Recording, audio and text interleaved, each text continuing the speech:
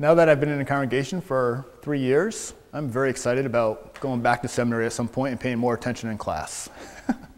There's leading Bible studies regularly and leading worship regularly and preaching every single week. There's a lot of things that I wish had stuck to my brain a little bit closer, or a lot closer for that matter, while I was in seminary. Part of my story is that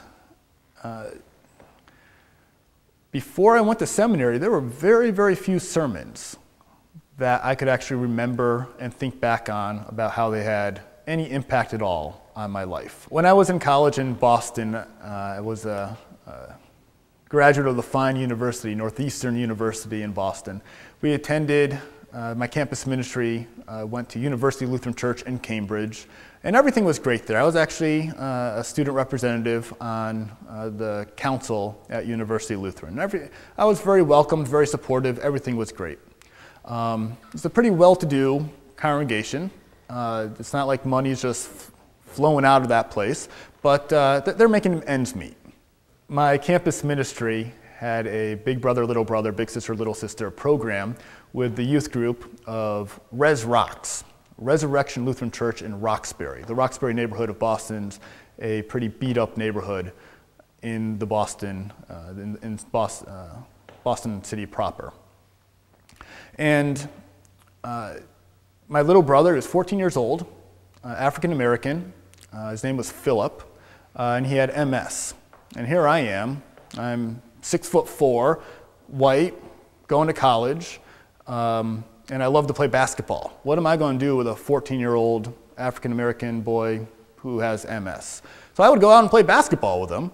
And when other kids would show up, he would just go sit on the sidelines and watch me as I was playing basketball with the other folks. And I don't know how we got along in the midst of that, but somehow we got along. One Sunday, our campus ministry decided instead of going to University Lutheran Church in Cambridge, we went to Res Rocks. And I remember sitting in that pew and the English language cannot describe the feelings that I felt at that moment. The closest I can say is my heart exploded inside of me. The ceiling was falling down inside the sanctuary. There were African Americans, Latinos, and a few Caucasians in the congregation. I remember seeing the choir. There was a white guy on the piano. There was a drummer, and there were mostly African Americans in that choir. And I knew, something told me that as great as University Lutheran was, my calling was to Res Rocks. If I was putting $50 a week into the offering plate at University Lutheran, that was great. But I don't think $50 a week was going to be missed all that much at UniLu. If all I could do was put 50 cents a week into the offering plate at Res Rocks, I just felt like that's where those 50 cents had to go. And I wish I could describe it better than that, but I just don't think the English words are there to explain the spiritual movements going on through my soul at that time.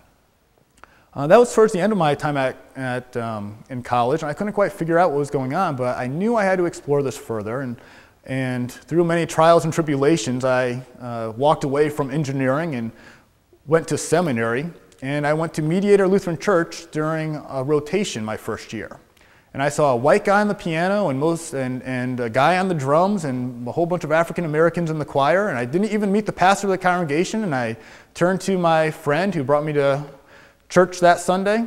That was Charles Plummer, Pastor Charles Plummer, now out in Chicago, and I said, "Charles, I'm going to do my field ed here." A few minutes later, the pastor introduced himself to me, and that was Pastor Tim Poston. And Tim and I are two very different pastors, I believe. We're very good friends, but I'm out in the community all the time. Tim Poston was fantastic at leading Bible study and phenomenal from the pulpit. And when I was doing my field ed at Mediator, it was the first time where I started recognizing sermons were actually having an impact on who I was as a person. I'm sure sermons had impacts on me before, but I couldn't put my finger on it. With Tim Poston, I could actually put my finger on how important that word was and how important those Bible studies were as well. Bible studies were important in campus ministry also. It was a great intellectual exercise. The sermons became a great spiritual exercise while I was at Mediator. Dr. Stephen Ray was the professor of our senior seminar class, and we studied Dr. Martin Luther King Jr. in that class.